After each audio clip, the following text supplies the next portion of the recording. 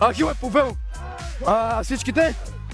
Отиваме към Троя, И дами и господа, тук сме с Георги, Мариан. и да, в момента сме на Созопол, централния плаж. Къде сте? От Габрово. Абе, тук е само Габрово, какво става, брат? Добре, слушайте се, правим едно предизвикателство. Чували ли сте за ТАФ? Да. Искам във водата, отивате двамата, изберете си по двама приятели, играте пилешки бой за ТАФ. Който бие, която двойка бие, печели по 2 ТАФа. Правим го. Правим. Кой е по-силен? Аз съм по-силния, няма кой да ме бие. Няма кой да ме бие, аз съм най-мощния. Той е най-мощния и е от Габрово, нали? Аре да видим за ТАФ какво ще направим. Ще направим всички.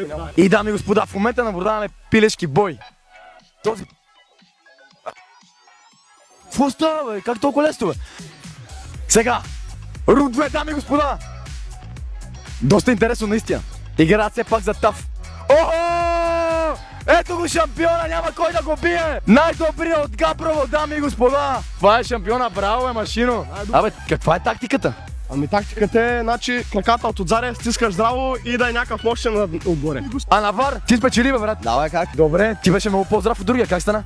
Че брат, аз съм трескал над него. Да. Фаута на Вара ли е? От стромбата. Добре, колко често си биеш такива стромби? По 3 пъти на ден. Ти ще предозираш, бе, брат! Сега ще ти дам ТАФ, за да ги разрежеш поне с нещо. Следвай профила на ТАФ, за още такива предизвикателства.